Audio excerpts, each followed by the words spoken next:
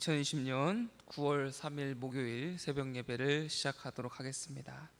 찬송가 369장 죄짐 맡은 우리 구주 함께 찬양하겠습니다. 찬송가 369장입니다. 죄짐 맡은 우리 구주 함께 찬양합니다.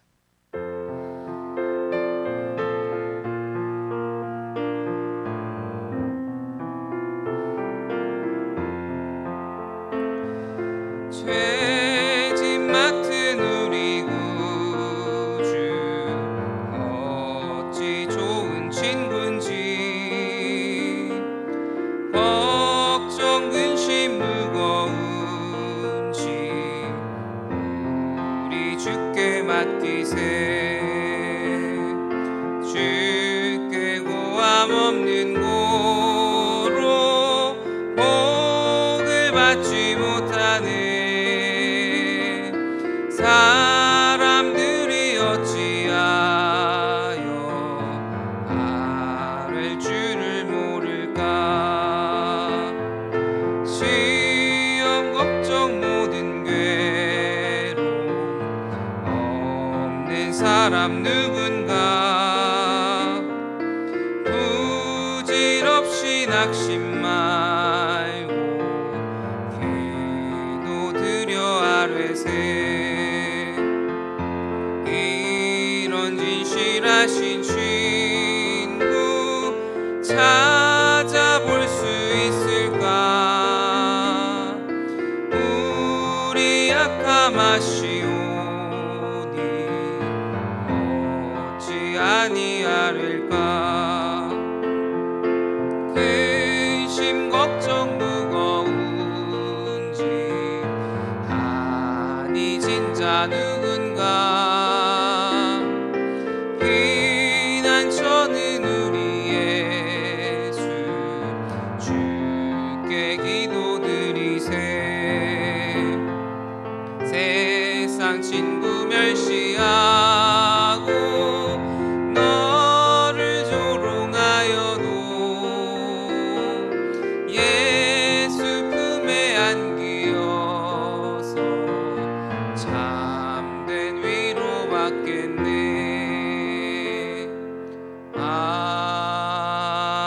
아멘. 하나님께서 주시는 말씀 고린도전서 9장 18절에서 27절까지 보도록 하겠습니다. 신약성경 273페이지에 있습니다. 고린도전서 9장 18절부터 27절까지 말씀 제가 읽어드리도록 하겠습니다. 그런즉 내 상이 무엇이냐. 내가 복음을 전할 때에 값없이 전하고 복음으로 말미암아 내게 있는 권리를 다 쓰지 아니하는 이것이로다. 내가 모든 사람에게서 자유로우나 스스로 모든 사람에게 종이 된 것은 더 많은 사람을 얻고자 함이라. 유대인들에게 내가 유대인과 같이 된 것은 유대인들을 얻고자 함이요 율법 아래에 있는 자들에게는 내가 율법 아래에 있지 아니하나 율법 아래에 있는 자같이 된 것은 율법 아래에 있는 자들을 얻고자 함이요 율법 없는 자에게는 내가 하나님께는 율법 없는 자가 아니요 도리어 그리스도의 율법 아래에 있는 자이나 율법 없는 자와 같이 된 것은 율법 없는 자들을 얻고자 함이라. 약한 자들에게 내가 약한 자와 같이 된 것은 약한 자들을 얻고자 함이요 내가 여러 사람에게 여러 모습이 된 것은 아무쪼록 몇 사람이라도 구원하고자 함이니 내가 복음을 위하여 모든 것을 행함은 복음에 참여하고자 함이라. 운동장에서 다름질하는 자들이 다 달릴지라도 오직 상을 받는 사람은 한 사람인 줄을 너희가 알지 못하느냐. 너희도 상을 받도록 이와 같이 다름질하라. 이기기를 다투는 자마다 모든 일에 절제하나니 그들은 썩을 승리자의 관을 얻고자 하되 우리는 썩지 아니할 것을 얻고자 하노라. 그러므로 나는 다름질하기를 향방 없는 것 같이 아니하고 싸우기를 허공을 치는 것 같이 아니하며 내가 내 몸을 쳐 복종하게 함은 내가 남에게 전파한 후에 자신이 도리어 버림을 당할까 두려워함이로다. 아멘. 김명식 목사님께서 여러 사람에게 여러 사람으로 라는 주제로 말씀 선포해 주실 때 큰 은혜 받으시기를 바랍니다. 네, 하나님의 좋으신 은혜와 사랑이 우리 가운데 함께 하시기를 바랍니다. 오늘 우리가 읽은 본문 말씀의 내용은 고린도전서 8장 내용의 연장선이라고 할 수 있습니다. 고린도전서 8장의 내용은 지식은 교만하게 하고 사랑은 덕을 세운다라는 내용의 말씀이었습니다. 고린도전서 8장에서 바울은 우상의 제물을 먹을 수 있는 자유와 권리가 있지만 왜 이 자유와 권리를 사용하지 않았는지를 말했습니다. 이것을 좀 더 확장해서 적용하고 있는 말씀이 바로 우리가 읽은 오늘 우리가 읽은 본문 말씀을 포함한 9장 전체의 내용입니다. 오늘 본문 말씀 18절의 말씀을 다시 한번 읽어보겠습니다. 그런즉 내 상이 무엇이냐? 내가 복음을 전할 때에 값없이 전하고 복음으로 말미암아 내게 있는 권리를 다 쓰지 아니하는 이것이로다. 바울은 내게 있는 권리를 다 쓰지 않았다라고 이야기하고 있습니다. 내게 있는 권리란 고린도전서 9장 앞부분에 나오는 먹고 마실 권리, 아내를 데리고 다닐 권리, 일하지 아니할 권리를 말합니다. 이것들은 바울이 고린도 교회에서 사역할 때에 고린도 교회로부터 재정적인 부양을 받을 권리를 말하고 있는 것입니다. 즉 바울은 고린도 교회로부터 재정적인 지원을 받을 권리가 있었음에도 불구하고 받지 않았다는 말입니다.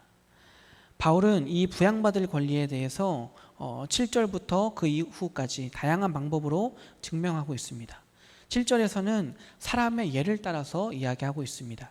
군인은 모집한 사람이 군인으로 필요한 것을 제공해 준다고 이야기하고, 포도원 농부가 포도를 먹는 것, 양을 키우는 목자가 양젖을 먹는 것은 당연한 것이라고 이야기합니다.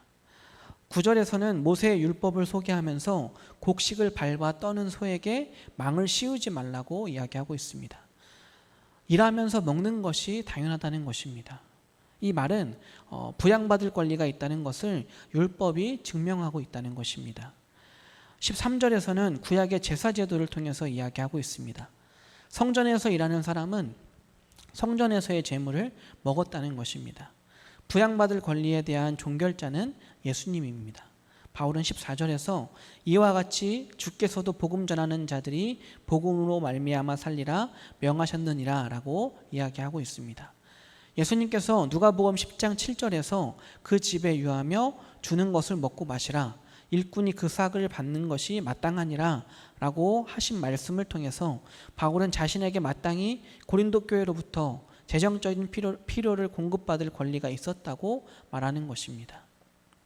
그런데 바울은 정작 이 권리를 사용하지 않았습니다.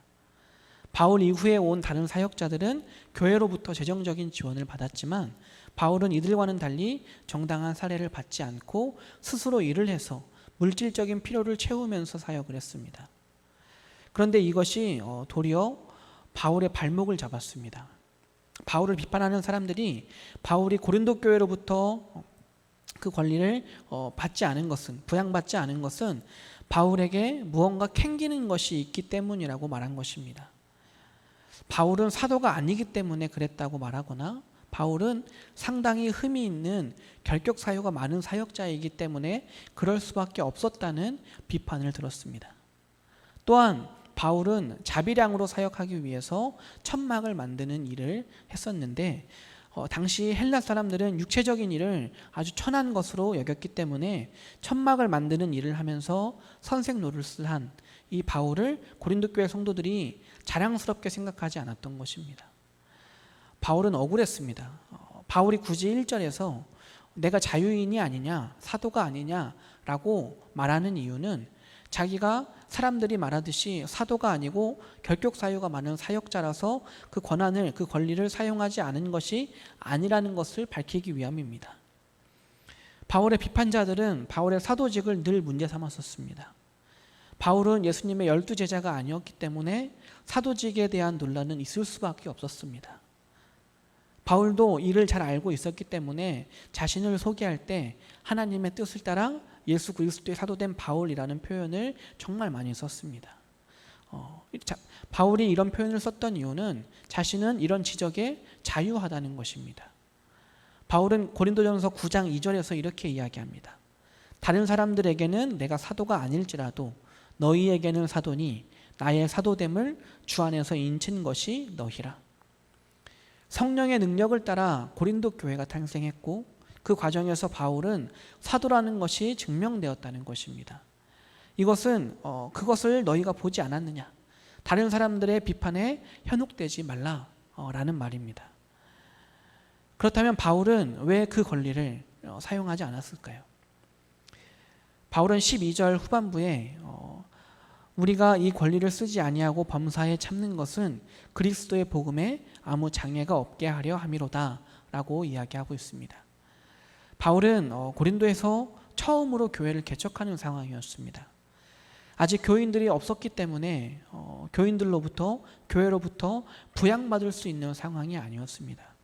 그래서 바울은 이제 막 예수를 믿은 초신자들에게 물질적인 부담을 줄 수 없었기 때문에 천막을 만드는 일을 하면서 사역을 시작했습니다.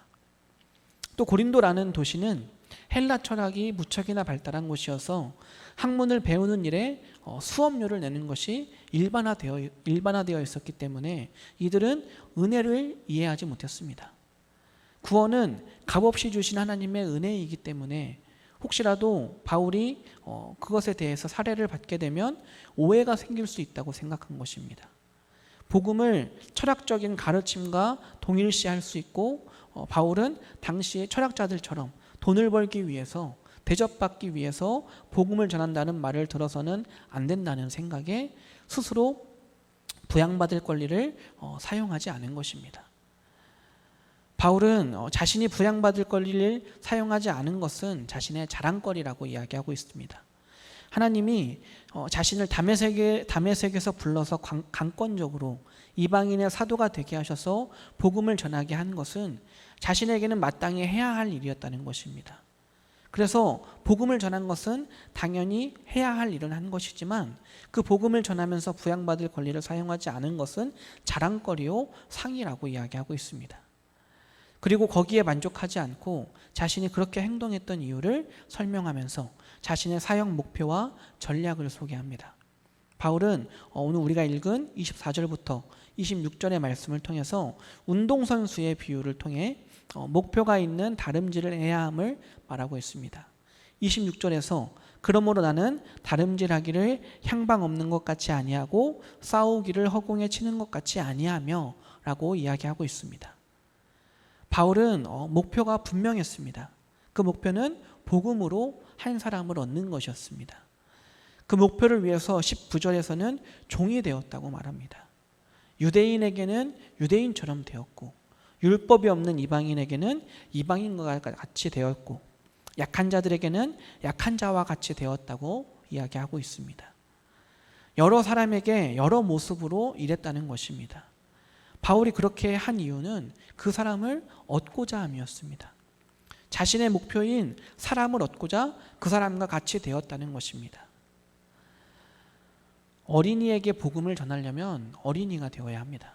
어린아이가 되어서 그들이 알아들을 수 있는 말로 복음을 전해야 합니다. 그들의 세계, 그들의 문화를 깊이 이해하지 못하면 그들을 얻을 수가 없기 때문에 바울은 여러 모습으로 변신했습니다.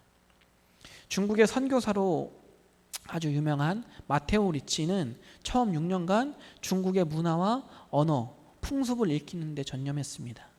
그는 마테오 리치라는 이름 대신에 리마더우라는 중국 이름을 사용했고 중국식 옷을 입었고 중국어로 여러 권의 책을 썼습니다. 그런데 마테오 리치가 쓴 그 책은 신앙서적이 아니라 중국의 과학과 철학 그리고 세계지도, 에세이집을 내었습니다. 중국인들보다 더 중국인 같다고 인정과 존경을 받은 선교사였습니다. 바울의 모든 사람에게 모든 모습으로 일했다라는 말이 바로 이것입니다. 하나님께서도 우리를 구원하시기 위해 직접 인간의 몸을 입고 이 땅에 오셨습니다. 우리를 구원하시기 위해서 우리와 같이 되신 것입니다. 바울에게는 훌륭한 목표가 있었고 또 바른 전략이 있었습니다. 바울은 27절에서 내가 내 몸을 쳐 복종하게 함은 내가 남에게 전파한 후에 자신이 도리어 버림을 당할까 두려워함이로다 라고 이야기합니다. 여기서 버림을 받다라는 말은 쓸모없는 시험에서 견디지 못하는 이라는 의미입니다. 이 말은 구원받지 못한다는 우려를 나타낸 것이 아니라 바울 자신이 복음을 전파하면서도 자기 몸을 쳐서 복종시키는 그 절제에 실패해서 장차 자신이 복음을 전하는 자에 쓸모없는 자가 되지 않을까 두려워했다는 것입니다. 즉 복음을 위해서 오랫동안 쓰임을 받고 싶다는 말입니다. 혹 맞지 않는다고, 그 일에 적합하지 않다고 복음 전하는 사역에서 빠지게 될까 봐 두렵다는 말입니다. 운동선수들은 경기 출전 명단에 들기 위해서 그 출전 명단에서 빠지지 않기 위해서 언제나 최상의 상태를 유지하려고 노력하고 절제합니다. 바울 역시 출전 명단에서 빠지지 않기 위해 노력하는 운동선수와 같이 최선을 다해 스스로 그 권리까지도 자제하면서 일했다는 말입니다. 우리는 세상의 썩을 면류관을 위해서 달리는 자가 아닌 하나님 나라에 썩지 않을 면류관을 위해서 달리는 사람들입니다. 예수님께서 생명을 버려 구원하신 그 누군가를 구원할 수 있다면 우리는 그 권리를 사용하지 않을 뿐더러 그를 위해서 기꺼이 변신해야 하는 수고를 해야 합니다. 나는 그대로 있고 나에게 맞추는 것이 아니라 나를 변화시켜야 하는 것입니다. 그들과 똑같이 되라는 것이 아니라 그들을 이해하고 그들에게 다가갈 수 있도록 자세를 낮추고 섬겨야 합니다. 누군가를 위해서 스스로 권리를 포기했기 때문에 변신하였기 때문에 자랑할 것이 있는 우리가 되기를 주님의 이름으로 축복합니다. 네, 기도하겠습니다. 사랑과 은혜가 풍성하신 하나님, 오늘도 새벽을 깨우게 하심에 감사드립니다. 우리는 하나님의 부르심을 받은 하나님 나라의 상을 받기 위해 달려가는 기독교인입니다. 예수님을 따라 살겠다고 늘 입술로 고백하는 우리이지만 예수님을 따라 살아가지 못하고 우리의 욕심대로 살아가는 연약한 존재들입니다. 우리가 예수님을 따라 살아가게 하옵소서. 예수님께서 생명을 버려 구원한 그 누군가를 위해서 우리의 권리를 포기하고 그를 위해 기꺼이 우리의 삶을 변화시키는 우리가 되게 하시고 섬김과 낮은 자세로 살아가는 우리가 되게 하옵소서. 우리 성학교를 이끌어가는 담임 목사님과 함께 해주셔서 영육 간의 강건함을 허락하여 주옵소서. 주님께서 맡겨주신 사명을 잘 감당하고 해결해 나갈 수 있도록 지혜와 명철과 능력을 주시기를 원합니다. 성도들을 향한 사랑으로 하나님께 드리는 담임 목사님의 기도를 들어주시고 은혜와 사랑이 흘러넘치는 목회자가 되게 하시고 하나님 앞에 바로 선 신실한 목회자가 되게 하옵소서. 우리 성학교회와 함께 해주시기를 원합니다. 주님께서 맡겨주신 사명을 잘 감당하는 우리 성학교회가 되게 하시고 말씀과 기도로 바로 서서 주님께 기쁨이 되는 교회 되게 하시며 하나님의 마음을 시원케 해드리는 우리 성학교회가 되게 하옵소서. 우리 성학교회에 말씀과 만나고 하나님을 경험하는 역사가 끊이지 않기를 원합니다. 기도가 끊이지 않는 교회가 되게 하시고 은혜와 사랑이 충만하고 넘쳐흐르는 교회가 되게 하옵소서. 코로나19로 인해서 폭우로 인해서 또 태풍으로 인해서 많은 어려움과 고통이 있습니다. 고통받고 피해 입은 사람들을 주님께서 찾아가 주셔서 위로하여 주시고 더 큰 피해가 없도록 주님께서 보호하고 지켜주시옵소서. 허순정 권사님 11조 예물 드리셨습니다. 어려운 시기에 드리는 이 예물을 주님께서 귀하게 받아주셔서 물질 때문에 어려움 겪지 않게 하시고 주님이 주시는 은혜로 충만하고 감사한 삶을 살아가게 하옵소서. 언제나 우리와 함께 하심을 믿으며 우리를 사랑하신 예수님의 이름으로 감사하며 기도드립니다. 아멘. 네, 우리 함께 주여 한번 외치신 후에 통성으로 기도하시겠습니다. 주여!